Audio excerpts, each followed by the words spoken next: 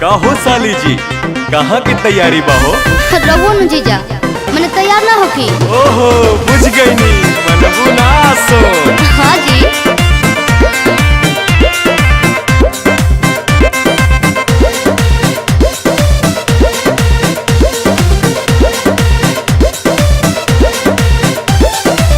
जातारू माई के दर्शन तू करे, हाँ जी। काहे के लगलू है साजे सवारे। मैंने तैयार ना होकी। अरे जल्दी होखा, जातारू माई के दर्शन तू करे, हाँ जी। काहे के लगलू है साजे सवारे। रील बनी मंदिर के गेट पर जीजा, अच्छा वीडियो बना के डालब नेट पर जीजा। ओके। बुलेट पर जीजा, का? बुलेट पर जीजा, बोला ले चले घुमावे बुलेट पर जीजा। जरूर हो। बुलेट पर जीजा, बुलेट पर जीजा, ले चले घुमावे बुलेट पर जीजा। बुझनी? हम सब बुझतानी।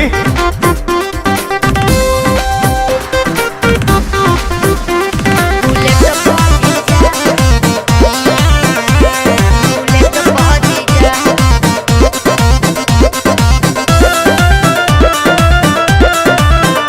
आज मानव नाराउर का हल्का जीजा, सूट पहन के तैयार बनी ललका जीजा। अच्छा ठीक बा, ए जीजा जी सुना जौन कहबू खाए के साली उ घर ही लिया दे हबो। अरे ना जी। डेयरी मिल्क कहा चॉकलेट दू पैकेट खिया दे हबो। मानव ना हम चॉकलेट पर जीजा, अरे चाउमीन चाट के प्लेट पर जीजा। बुलेट पर जीजा, का? बुलेट पर जीजा, बोला। ले चले घुमावे बुलेट पर जीजा। आहो।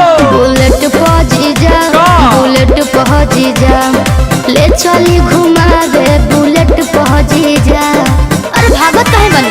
तोहरी कहाँ भागतानी।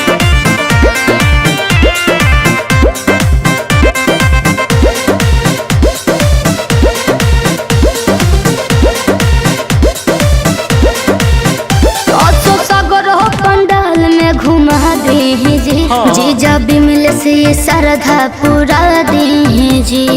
ठीक बनू, फिर कुछ ना कहो। अच्छा सुना, जयबू माई के दर्शन करे की का वीडियो बनावे जाइबू। माना बतिया बिना पांडे के का मोबाइल भूलवावे जाइबू। आई है नेटार गेट पहुंची जा, अरे ना हो चली पंडाल वाला सेट पहुंची जा। हाँ। बुलेट पहुंची जा, का? बुलेट पहुंची जा, बोला ले चली घुमावे बुलेट पहुंची जा। के बा? बुलेट पहुंची जा, बुलेट पहुंची जा, ले चली घुमावे बुलेट पहुंची जा। बुझनी? अच्छा तो चला।